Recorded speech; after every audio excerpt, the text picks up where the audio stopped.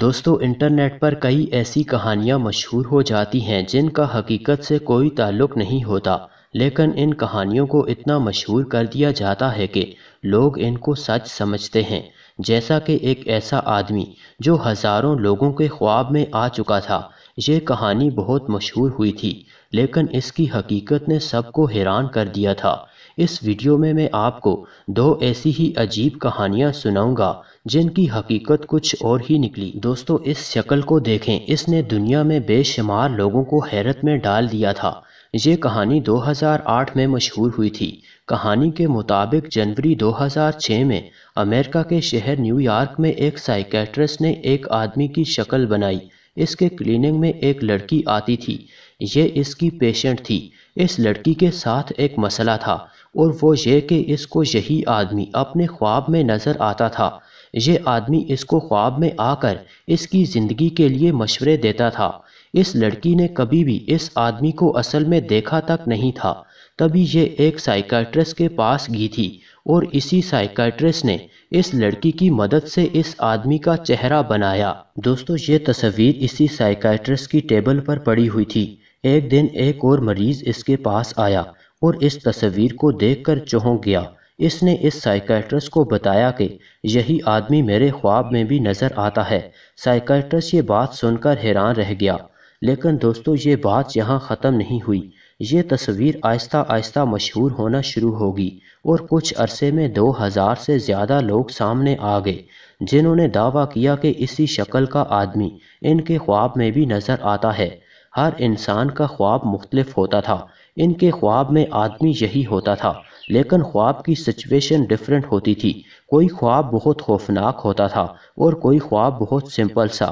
کچھ لوگوں نے تو یہ بھی کہا کہ یہ آدمی انہیں ان کے خواب میں مار رہا تھا۔ دوستو اس آدمی کے پوسٹرز دنیا بھر میں لگنا شروع ہو گئے تاکہ جس کو بھی یہ آدمی خواب میں نظر آتا تھا وہ سامنے آ جائے۔ لوگ سامنے آنا بھی شروع ہو گئے۔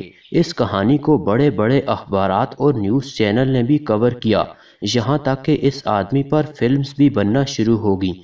یہ کہانی بہت مشہور ہو گئی تھی، لیکن ہزاروں لوگوں کے خواب میں نظر آنے والا یہ پراسرار آدمی تھا کون؟ دوستو پوری دنیا میں مشہور ہونے والی یہ کہانی صرف اور صرف ایک جھوٹ تھی۔ جھوٹ بھی ایسا کہ آپ حیران رہ جائیں گے۔ دراصل 2008 میں ایک ویب سائٹ بنائی گئی تھی جس کا نام thisman.org تھا۔